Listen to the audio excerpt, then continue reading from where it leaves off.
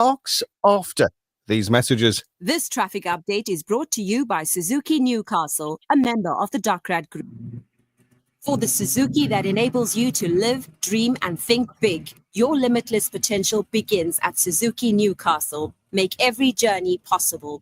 Contact us today on 034 312 7805 for a quote. Our customer service-driven sales team is ready to assist you. We don't only deliver nationwide, but right to your door. Suzuki Newcastle, a member of the Duckrad Group. The Breakfast Rush, brought to you courtesy of the Willowton Group, at the forefront of innovation, and one of the leading competitors in the South African FMCG market. Nothing quite like the taste of a traditional family meal, and at the heart of every great dish is a key ingredient that brings it all together.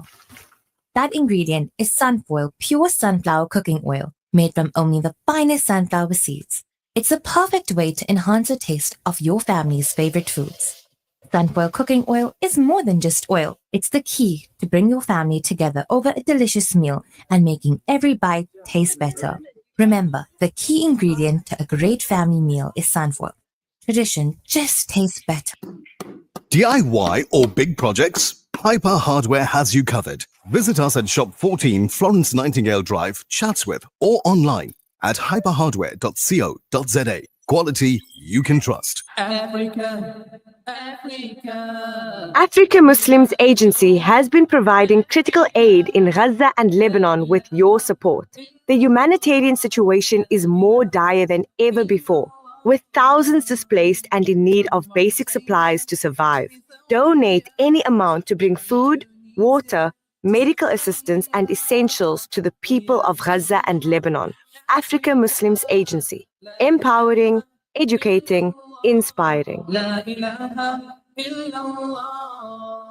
views and opinions expressed by the guest and presenters of Radio Al Ansar are not necessarily the views and opinions of Radio Al Ansar and the Al Ansar Foundation. The Breakfast Rush, brought to you courtesy of the Willowton Group, at the forefront of innovation, and one of the leading competitors in the South African FMCG market.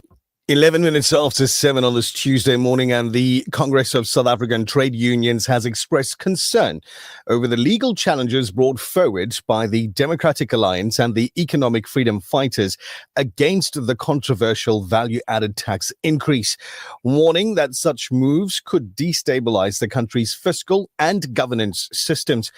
In an interview, COSATU's parliamentary coordinator Matthew Parks made it clear that while COSATU opposes that hike on political and economic grounds, however, turning to the courts could have severe unintended consequences.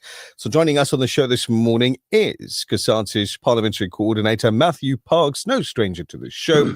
Matthew, good morning and welcome back to the Breakfast Rush. Good morning. Thanks for having us. Always a pleasure. Now, you've made it clear that while COSATU is opposed to the VAT hike, you also don't support the DA and EFF's court challenges. Why is COSATU taking this middle ground position? Sure. Look, for us, the budget is more complex than just simply a VAT hike. There are many good things in the budget on the expenditure side. For example, the increase for public servants, for nurses, for teachers. Filling additional vacancies, critical vacancies like doctors, nurses, 4,000 police officers and so forth. It's about the double inflation increases for 90 million social grant recipients. It's about investments in PRASA and fixing the economy in Transnet and Eskom. So there's a lot of good things. If the budget is suspended or interdict, so to speak, then those things can't happen.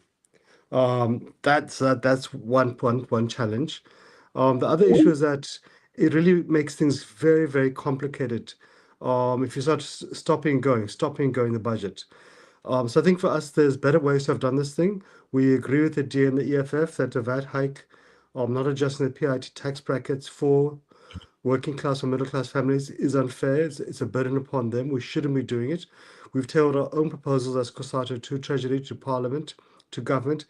There are plenty of alternative options to generate the same amount of revenue or to effect the same amount of savings without having to inflict any pain upon the poor.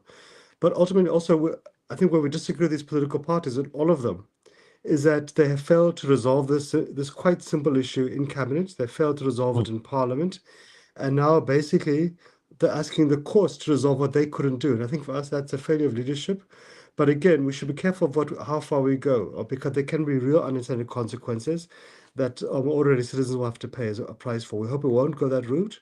We hope that if court did rule in favor, they can find a transitional intervention with regards to it.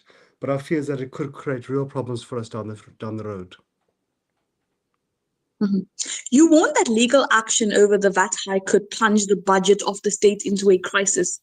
Can you explain how this scenario might unfold? Well, the DA and the EFF's argument is that the budget is, in effect, illegal, so to speak. They argue the minister doesn't have the powers to implement the budget whilst Parliament is processing it. And look, that's a strong argument to make. The VAT Act, the budget, unlike other acts of Parliament, is considered implemented once the Minister for Finance tables it and the new financial year comes into process. It takes Parliament a few months later to conclude adopting all the processes. So that's very different than other laws. So they do have a strong argument in that case, to be fair. Our fear is that bringing that up now, because we had this for 31 years, now they want to discuss it. That really can create a lot of chaos. So on the 1st of May, the new budget comes into effect. Yes, the parts we don't like a VAT hike, like not adjusting the PIT tax brackets, but also the things that we do like increasing social grants by double inflation, by allocating the public service wage increase, by allocating additional funds to hire additional frontline services, including the freeze on the fuel price hike and so forth, extending the basket of goods exempt from VAT. So all of those are good things, but they then come to a stop. Now, maybe a few months later, the government appeals, etc. So you might find a whole year of theatrics, and I don't think we can really afford that. It already was a bit worrying enough when the budget was delayed twice, and just to add more chaos to it, I think doesn't give a society a sense of confidence, and I think it also makes it very difficult for government, when it needs to be focused on fixing the state, growing the economy, creating jobs, to be having this toing and froing. This is really work that should have been done in Parliament and in Cabinet, and now politicians want to take it beyond extra time into the courts. Indeed. If you've just tuned in, you're on The Breakfast Rush on Radio Al Ansar. We're speaking with COSATU's Parliamentary Coordinator, Matthew Parks. We're live on Facebook and on our YouTube channel as well. Matthew, what precedent could be set if political parties increasingly turn to courts instead of engaging robustly in Parliament? Could this erode the principle of parliamentary democracy? It can, and I think it puts the courts in a bit of an unenviable position. I think court judges will normally be loath to interfere in the nitty-gritties of what is a prerogative of the executive or is a prerogative of the legislature. I think what they will be looking at is that, did you follow the law? Is the law in line with the Constitution? And so I think that's the two arguments that DA and the EFF have made. I think one part, they don't really have a strong case around the committee report. It was adopted. But the VAT Act, I think they have a strong argument. But just now is not the time. But politicians are going to have to learn to adjust to the changes. Yes, the ANC is going to have to learn that it's no longer an absolute majority party nationally. It's going to have to learn how to negotiate with other parties to get numbers on board on all legislation. Similarly, the DA and other opposition parties, which were always part of the opposition benches, and now find themselves in the executive, they're also going to have to learn how to be partners in a cabinet, how to negotiate in a cabinet, and when you can and cannot do certain things. So that's going to be an adjustment process. But I think ultimately they need to do so very soon, because society can't afford to see the kind of gridlock extend to this level. Politicians have got to learn to negotiate. We also don't want to see a scenario, which is our big fear, of a budget being delayed.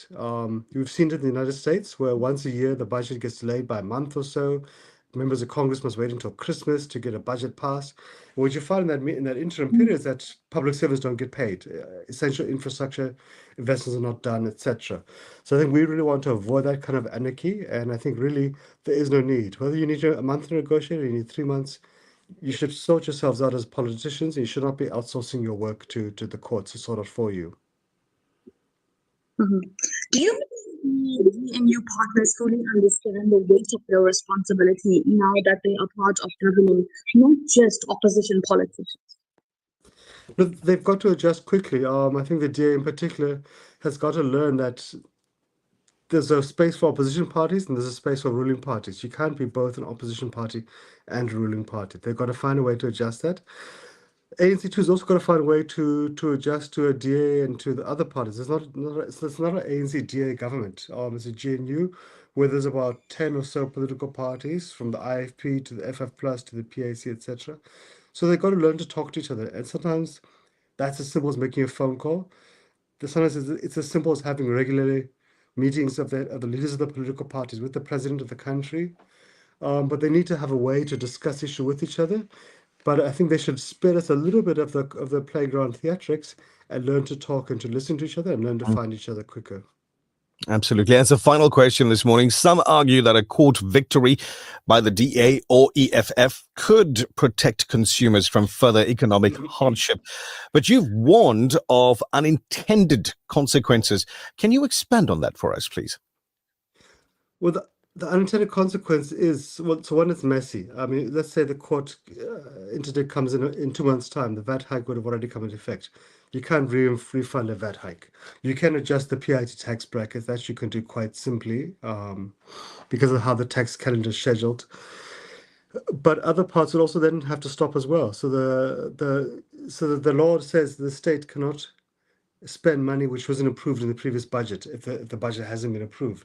So that would mean that the public service wage increase would come to a stop. It would mean the social grants increase would come to a stop. It would mean that filling of frontline vacancies like doctors and nurses and police officers would also halt, and any other new investments which weren't part of the previous year's budget. So that would be an issue. You then have to go back to Parliament to renegotiate all those things. And it's fine, one can have that political punch up and all of that. But for social grant recipients, 19 million South Africans who live on absolute poverty line, who struggle to cope with the rising cost of living, who have been looking forward to this almost 10% increase in social grants, to have that being rolled out for a month or two, then being stopped, not being certain whether or not it's going to come back. I think that's a bit callous on the part of politicians who really should have learned to find ways to engage each other, really should have found ways to negotiate. It's not that complicated to negotiate. Trade unions and businesses do it all the time. But we also know at a certain point in time, you need to stop the negotiation, you need to find an agreement, and you need to move on. Indeed. I want to thank you for your time this morning and the discussion on topic. Much appreciated. Have a wonderful day. Thank you, you too. There we go. Live on Facebook, live on YouTube as well. That was COSATU's Parliamentary Coordinator, Matthew Parks, talking on the subject that is heading off into the courts as the Democratic Alliance and the Economic Freedom Fighters head up against the controversial value-added tax increase. We'll cut the video off there and we'll check you out on Facebook and YouTube on another day. Well, the other day, quite possibly tomorrow. Still to come on your breakfast rush, we've got Vodacom letting you know exactly what's happening from their stores. Our attorney, Altaf Raouf, the director of a Durban-based law firm with a specialization in labor law, has his LLB degree obtained from UKZN in studio this morning. We're talking about, I know I pointed the finger, right, but I'm not saying like you. It wasn't you. It wasn't you doing it. Maybe you abused your sick leave or your annual leave. We're talking about that in our legal segment this morning. Back with more of your Breakfast Rush after this. The Breakfast Rush.